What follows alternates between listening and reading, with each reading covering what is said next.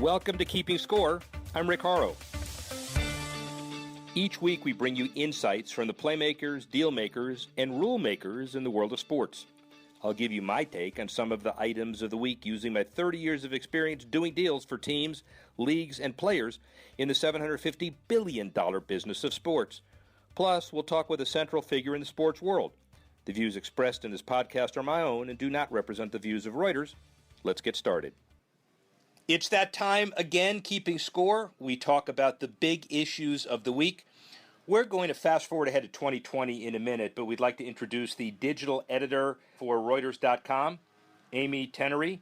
Amy, how are you? Hey, Rick, I'm great. How are you? Good. We're plugging it up top. At Amy Tenery, Twitter handle. She's the best, and she'll demonstrate her sports knowledge and her curmudgeon-like behavior in just a minute. All right. Yeah, really. So first of all, congratulations to your Pats in the Super Bowl. We'll get to that in a minute. Oh, I can't wait. Yeah, I know. Other people can, which is why we're not starting with it. 2020 Olympics, weirdly unique feature. The medals they give out, awarded to athletes made by, through, with recycled materials. The committee hopes to gather as much as 8 tons of metal, 40 kilos of gold, 2,900 kilos of silver, etc. to meet the required amount. Not the biggest issue in the world, but it is one of those things where legacy for Olympics is important, and especially if you're going to be known as the recyclable Olympics. What do you think? You know, it might be my icy, cynical, I think you said curmudgeonly heart, but I'm a little skeptical here. I got to say, you know, this comes up every Olympics. They build these stadiums. There's all the fanfare. There's all of the great athletic feats, and then they sit empty and they rack up fees. And, you know, I'm looking at these medals, and that's great, but it seems like it's more of a symbolic gesture than a more tangible impact. You know, they're going to melt down a bunch of Nokia phones or something, I don't know, and then hand out their trash medals. On a scheme of things, the melting down of recyclable stuff and giving them out medals is about a 1. The developing legacy for the Olympics and building facilities that have multiple uses and satisfying goals about meeting transportation imperatives and infrastructure and all, I suspect is probably more important, don't you think? Oh, you're absolutely right. If they can come up with new and creative ways to say it's important that we don't just trash these cities that host the Olympics, I'm all for it. I think that's excellent. And you're right. You know what? This is a unique development. What I'm saying is I want to see them go a little bit farther. I don't want to see them just say, hey, we got these recycled metals. Where's our pat on the back? Let's move up to North America and get a little colder. Pittsburgh Penguins center Sidney Crosby finished atop the list of best-selling NHL jerseys during the first half of this season through 2016. Understandable, because he's a big icon in Pittsburgh. They won the Stanley Cup, 3rd in total points. But Austin Matthews as a Maple Leaf, and then Patrick Kane and Jonathan Toews and Edmonton center Connor McDavid were number 2 through 5. How do you sum all of that up? I mean, look, with Sidney Crosby, you can't overstate the fact that he's about to be Mr. 1000 and one of fewer than 100 players who can actually claim that. He's about to hit, or one would assume he's about to hit 1,000 career points. He's at something like, I think it's like 998. So he's been enjoying a lot of the momentum simply from the excitement building up around that number. You know, I think that Kane, obviously, he's a perennial favorite. He's beloved in his hometown of Buffalo. He's beloved in Chicago. He's got cross-geographic appeal. You know, I think right now the NHL is long from the days of Gretzky. They're still kind of struggling to make some inroads and gain the kind of popularity that sports like basketball, baseball, football have in North America. But, you know, I certainly think this could bode well for their future. I don't know. What's your feeling? Well, my feeling is after listening to Gary Bettman, you know, we did a Facebook last week from the front of Staples Center with him, and he said, you know, we got to mix it up, Canada, young, old, diversity and all. And look, this is right. There were not any Canadian playoff teams last year of all 7. Not good for him. He's an American, and people saw that. But yet, 2 of the top 5 jersey sales are young Canadian soon-to-be superstars, Austin Matthews, by the way, who was born in Texas, but don't tell that to people in Toronto, and Connor McDavid, who's at Edmonton Oilers center. So I think it's really good for the league, not only the American-Canadian mixture, but the young and old, Crosby, Kane, Taves on the one side, and Matthews and McDavid on the other. So leagues survive because they keep themselves relevant. And as a hockey fan, I assume you kind of yearn for the superstars, right? Yeah, I mean, who doesn't? And it's especially difficult, I think, for that league because they're already in such an oversaturated time of year. Obviously, we just, wrapped up the NFL, but, there's still a lot of great stuff going on with the NBA. We got a lot of superstars there. There's a lot of things that are distracting from it. So, I mean, yeah, I'm a hockey fan. There is nothing better than hockey playoffs. I mean, it just doesn't get any better than that. So, I think you're right. I think this is good for the league, and God bless those Canadians who are keeping this league going. There is something better than the playoffs. That's your darn team winning the Super Bowl. But we have one issue before we get to that, okay, which is college athletics.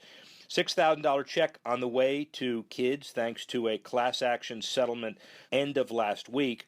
The 11 D1 conferences decide to allocate about $209 million for the benefit of former basketball players and others, and the NCAA says they're not going to tax anybody or use any other additional revenues. They pull it out of reserves, but the remainder of the class action that is still unresolved includes an effort to eliminate all restrictions on compensation for student athletes and the whole pay per play issue. Not as a lawyer, because we don't want to get into legalese 101. What's your take on all of this?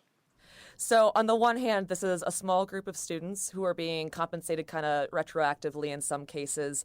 And, for the NCAA, $6,000 per case, it's a drop in the bucket. That said, this is a small step, yes, but, the more rulings that we see coming in favor of students, the more of a framework we could potentially see toward this kind of pay-for-play model. Now, this is something, obviously, the NCAA is going to fight tooth and nail. They have before, but a lot of public support, I think, is swinging toward the students. I think you see it on social media. I think you see it in isolated cases of students speaking out. What's your take? Do you think this is a pipe dream for the student athletes? No, but here's the biggest issue to me. And Northwestern, of course, there were a bunch of guys who wanted to form a labor union, and the judge basically allowed it, and now we don't hear anything about that. And the reason is just like why Ed O'Bannon, who was one of the patriots and heroes of this whole world, is successful, because most of the guys who were good enough to have a standing, men's and women, to be part of a plaintiff's case are out of school by the time it hits the courts. And then the people who don't have pro careers, it's not as important to them because their name isn't as valuable. So it's probably one of those issues that has a legal right, but as a practical matter is very tough to deal with, because especially with one and done in basketball and two and done in football, you're up and out before you have a chance to make a difference. Well, sure, but if you are one of those athletes who didn't get a pro career out of their student career, gosh, that $6,000 might come in handy. Clearly $6,000 important to any college student anywhere, and it's not just the money, it's the philosophy and it's the intensity.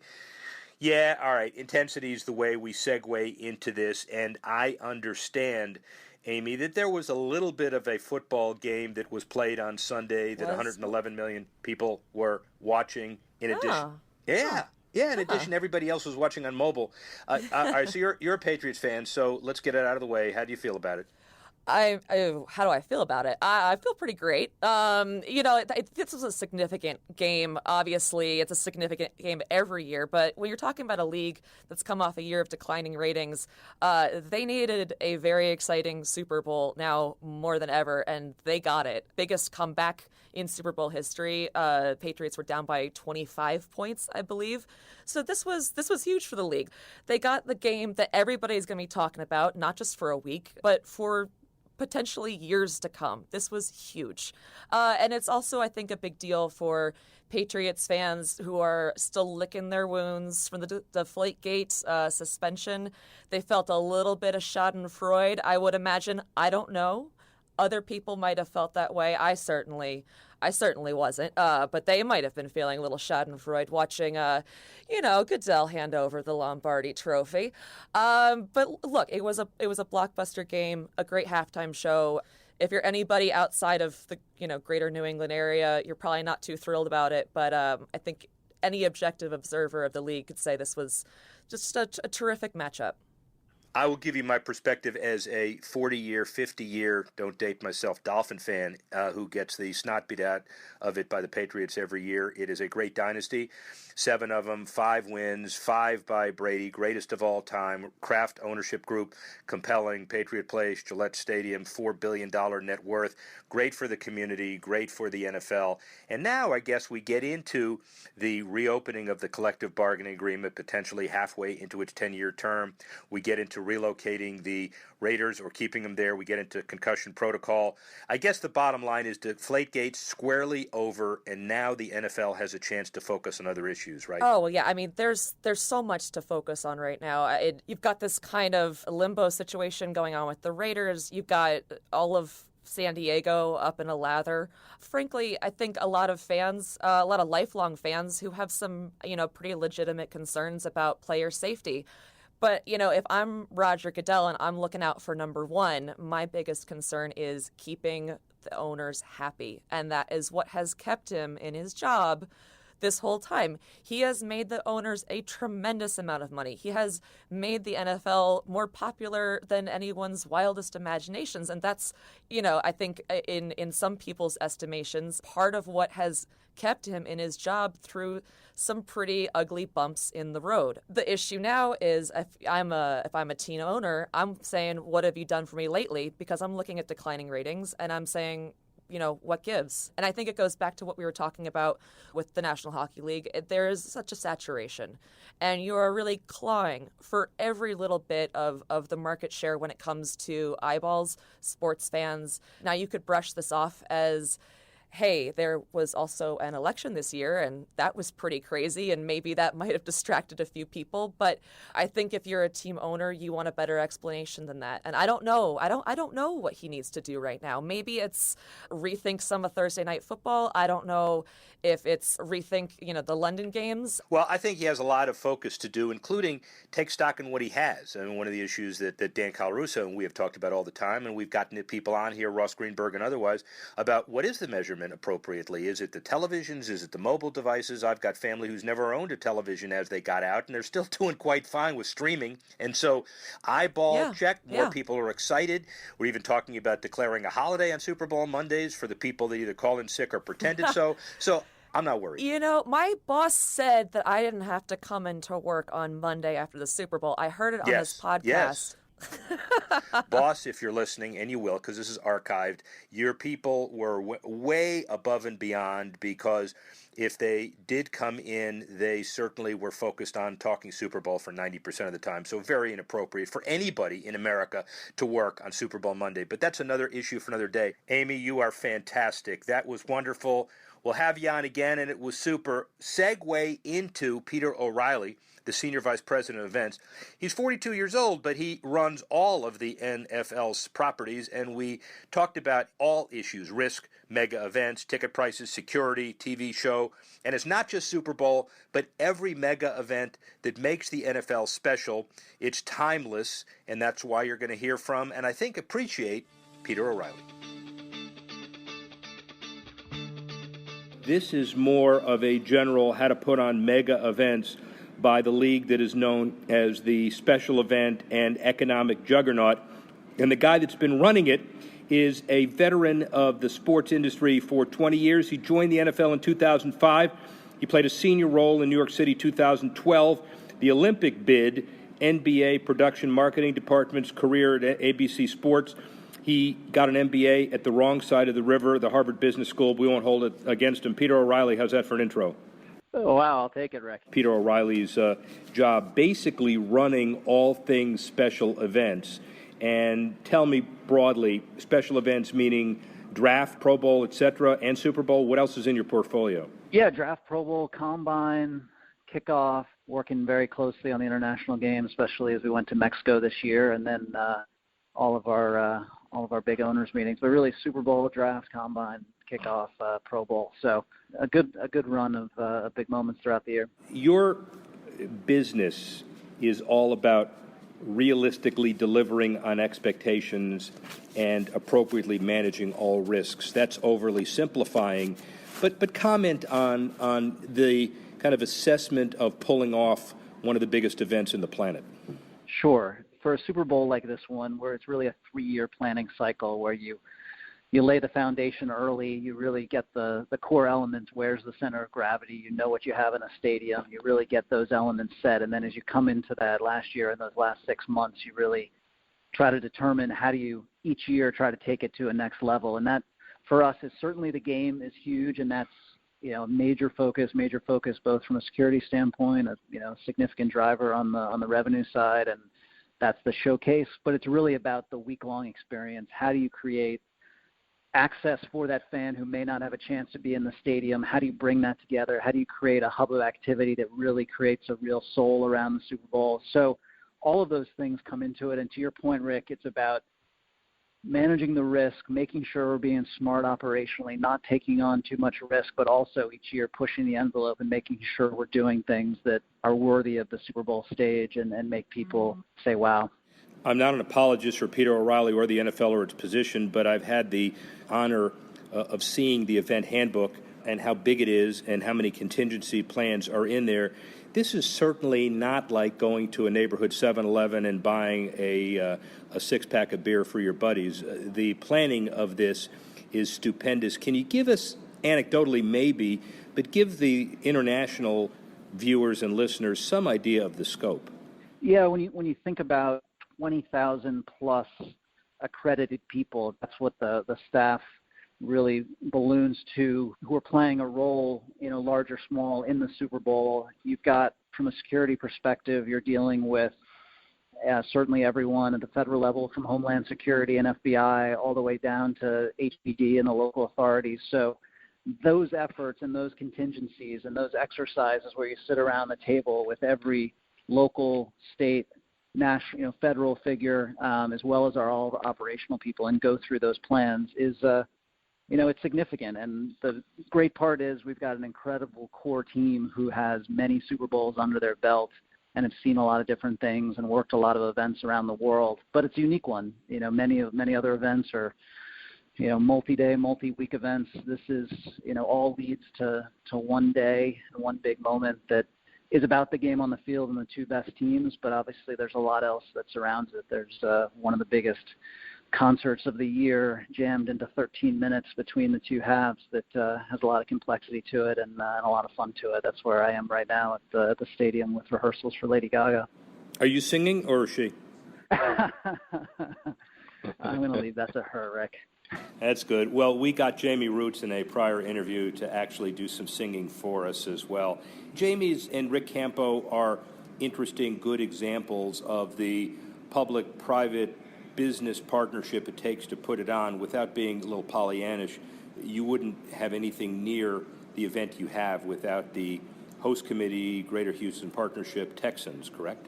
Absolutely. That is the core of the Super Bowl. They're the folks who bid on this game, had the vision for bringing the Super Bowl back to Houston, building on 2004 when this city was in a very different place. There's been incredible development, as you know, in Houston since 2004. The downtown is in a very different place, and that's thanks to people like Rick and Jamie and others who said, we're gonna take this on, we're gonna rally the community, and that's in so many different ways that comes to life. So that's so core. And leaders like Mayor Sylvester Turner, who is a great leader and inspirational and is part of it. So we at the NFL are incredibly grateful for those partners on the ground, because the Super Bowl is about locking arms with those people, coming up with a vision, and then seeing it through till this weekend.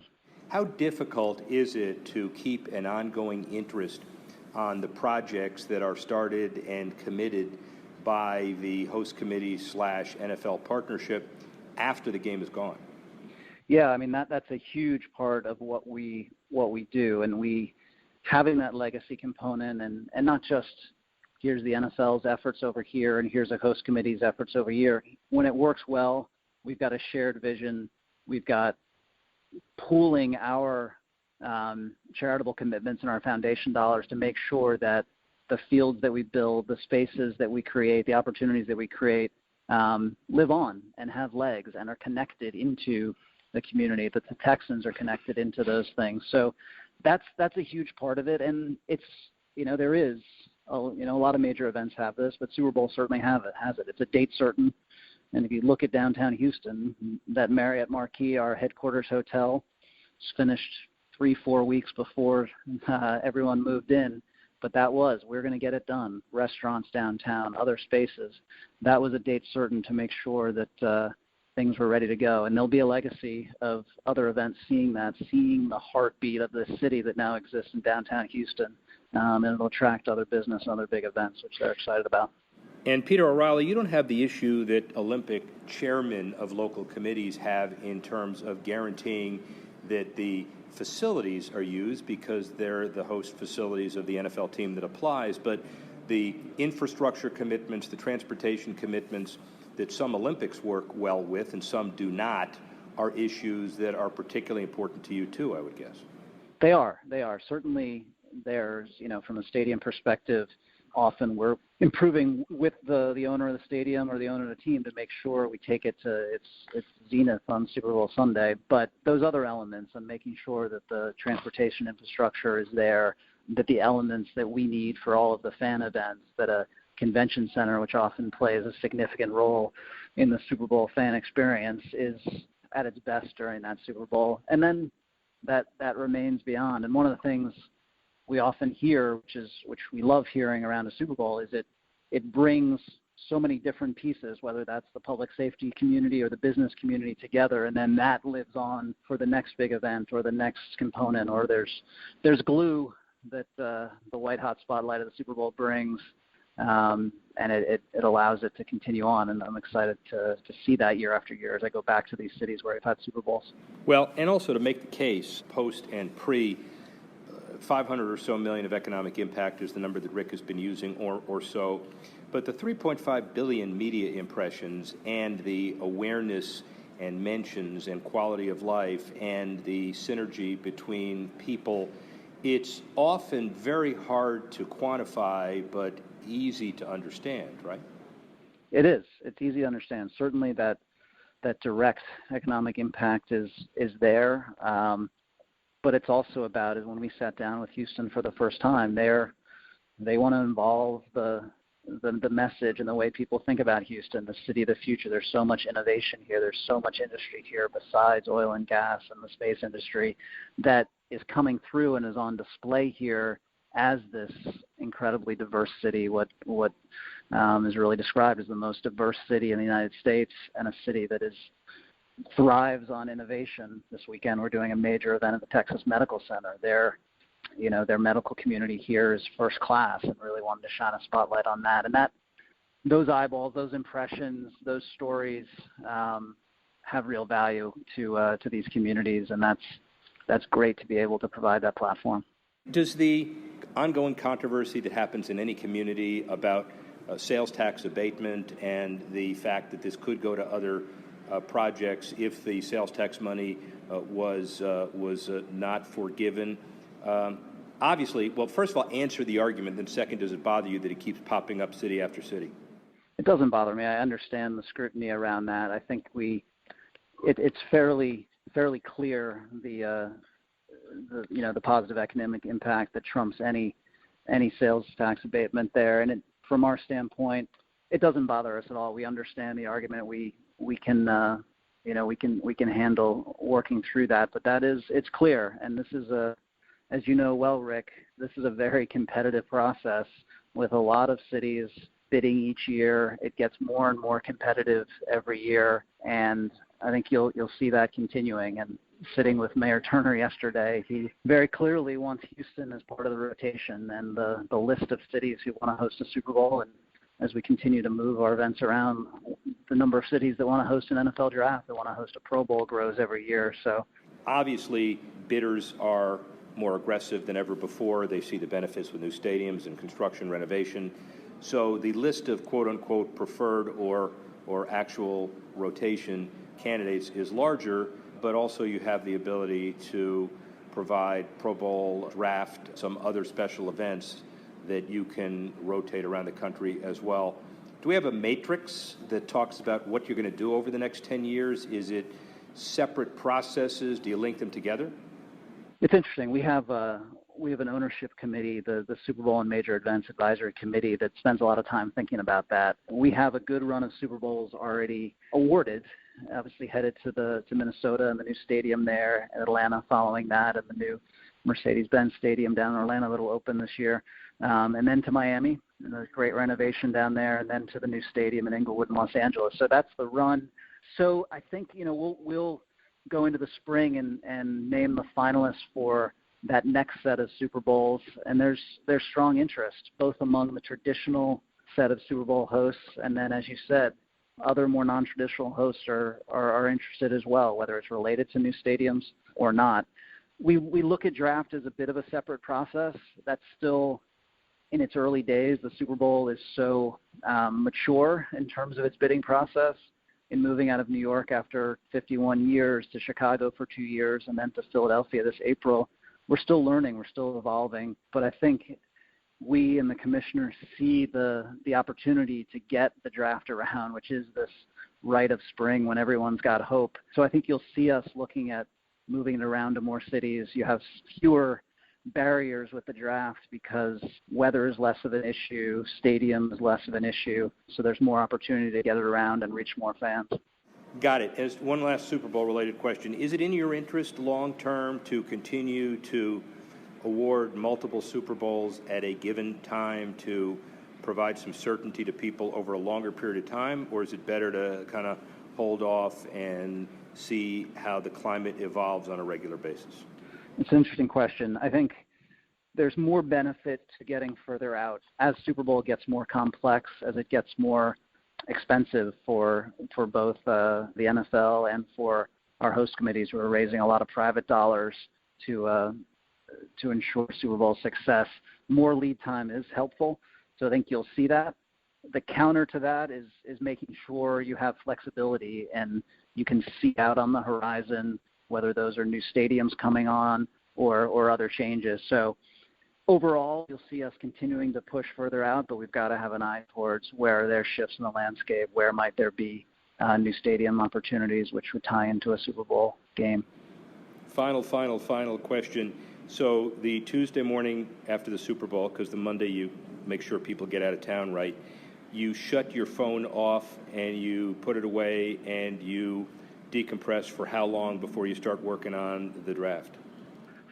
Combine first. Come on. Oh yeah, forgot Combine. Yeah, you forgot the Combine too when we mentioned it. I know. I did. I forgot that one. That one's becoming a bigger fan event this year. We're bringing it to the fans. So yeah, I think I head to Indy for some planning meetings and then down to Philadelphia on the Monday after. So I think I'm home with the kids for a few days, and they just hit the ground here in Houston. They won't see much of me over the next few days, but it's good to have them here.